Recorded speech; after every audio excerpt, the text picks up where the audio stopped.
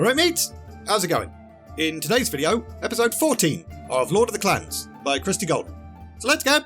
With the spirits of earth, air, fire, water and the wilds as his willing companions, Thrall now felt stronger than ever, especially after Drekthar gave him a little bit of extra guidance, teaching him what the Elder referred to as calls. The warlocks would term them spells, but we, Shaman, term them simply calls. We ask, and the powers we work with answer, or not, as they will. Have they ever not answered? Yes. When? Why? Unless you don't want to talk about it. You are a shaman now. It is right that you understand our limitations. I am ashamed to admit that I asked for improper things more than once. The first time, I asked for a flood to destroy an encampment of humans. I was angry and bitter. They had destroyed many of our clan, but there were many wounded, even women and children in that place, and the spirit of water refused. But floods happen all the time. Many innocents die, and it serves no purpose.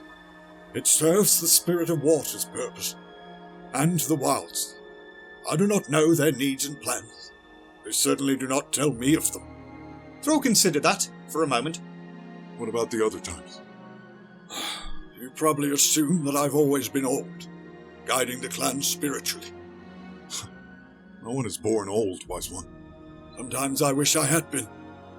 I was once young, as you are, and the blood flowed hot in my veins. I had a wife and child. They died. In a battle against humans? No, nothing so noble. They fell ill. All my pleas to the elements were to no avail. I raged in my grief, demanded that the spirits return the lives that they had snatched, and they grew angry with me. For many years they refused to hear my calls. Because of my arrogance to demand that my loved ones come back to life, many others of the clan suffered.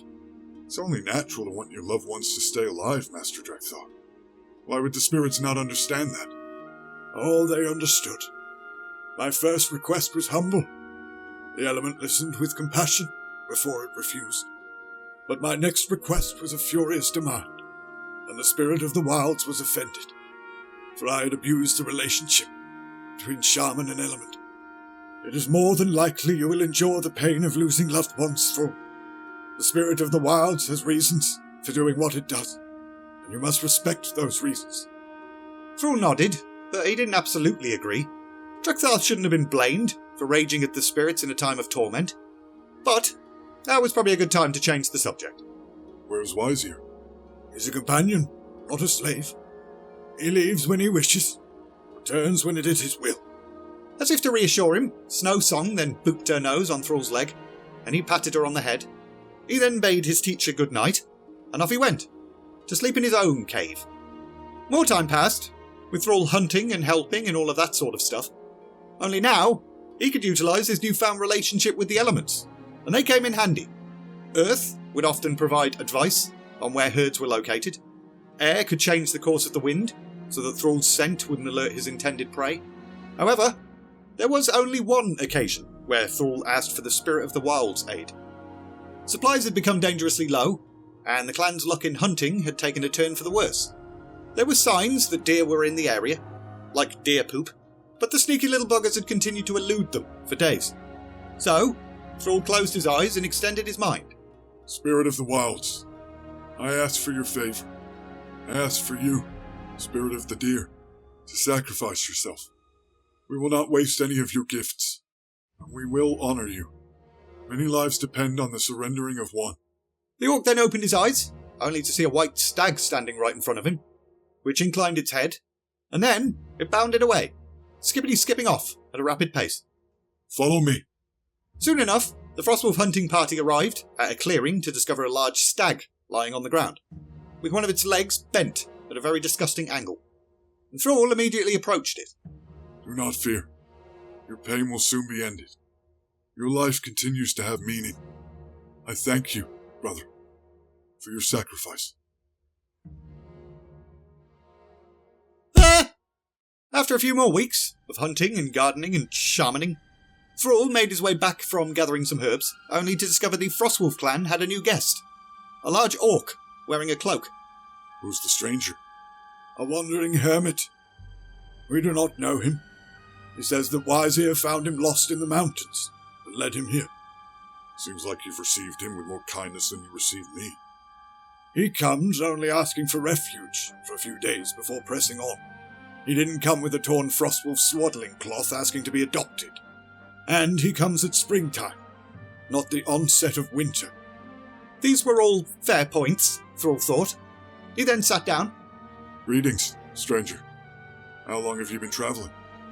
Longer than I care to recall, young one. I'm in your debt. I had thought the Frostwolf's only a legend, told by Gul'dan's cronies to intimidate all other orcs. Clan loyalty then stirred inside Thrall. We were banished wrongly. Proved our worth by making a life for ourselves in this harsh place. It's my understanding that not so long ago you were as much a stranger to this clan as I. They've spoken of you, young Thrall. I hope they've spoken well. Well enough. The hooded orc continued to eat his bowl of stew. What's your own clan, friend? The hooded orc then stopped eating his bowl of stew. I have no clan now. I wander alone. Were they all killed? Killed, taken, dead where it counts. I don't want to talk about him. Thrall inclined his head. This bloke was making him feel uncomfortable. And suspicious. Something wasn't right about him. So he rose and walked back to Drakthar. We should watch him. There's something about him I don't like.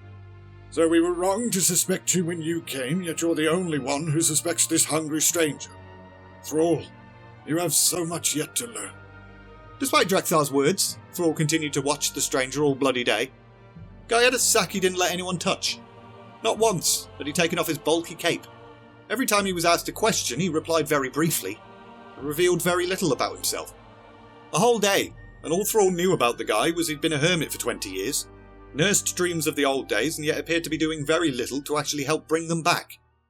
Have you ever seen the internment camps? Thrall says the orcs imprisoned there have lost their will. Well, that's no surprise. There's little to fight for anymore. There's much to fight for. Freedom, a place of our own. And yet you Frostwolves hide up here in the mountains. As you hide in the Southlands. Yeah, but I don't purport to rouse the orcs to revolt against their masters, do I? Now Thrall was really pissed off. I will not be here long. Soon I'll rejoin the undefeated orc chieftain Grom Hellscream. We're going to storm the camps. Inspire our brethren to rise up against the humans. Rise up against bullies who keep them against their will. Thrall was really expecting Drakthar to chide him for his outburst, but the elder shaman said nothing. Grom Hellscream, a demon-ridden dreamer. Listen, your Frostwolves have the right of it. As do I. I've seen what the humans can do. Best to avoid them. Seek the hidden places they don't go. I was raised by humans. Believe me, they are not infallible. Nor are you, coward. Thrall! No, Master Drakthar. I will not be silent. He comes seeking our aid, eats at our fire, and dares to insult the courage of our clan and his own race.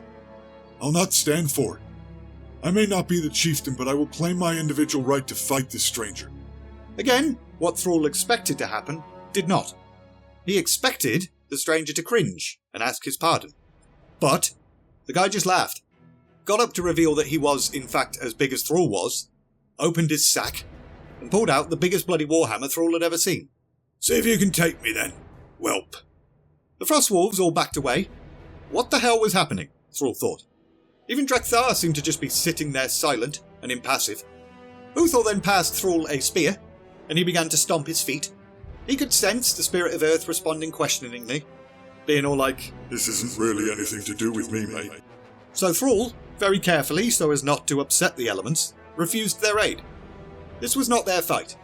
But still, the Earth did tremble a little bit as Thrall stamped his feet, which at first startled the stranger, before he then looked oddly pleased. And then, the two orcs leapt at each other, and proceeded to beat each other up for about 5 paragraphs or something, until eventually Thrall managed to seize the stranger's hammer from him, and then use it to smash the bloke right in the face. Thrall then pinned the guy down on the ground, only to then be dragged off by no less than 8 of his fellow Frostwolves. The bloodlust and red haze then faded as Thrall took several deep breaths, a little bit confused as to why the Frostwolves had jumped in and ended the battle. Long has it been since anyone could even challenge me? It's been even longer since anyone could best me. Only your father ever did that. Elscream was right about you. Appears I've found my second in command. Second in command? I beat you, stranger, with your own weapon. I know not what code makes the victor second. Thrall! It's fine. He doesn't understand yet. Thrall, son of Durotan, I've come a long way to find you, to see if the rumours were true, that there was yet a worthy second in command for me to take under my wing and trust in when I liberate the encampments. The stranger then paused, with his eyes a-twinkling. My name is Orgrim Doomhammer.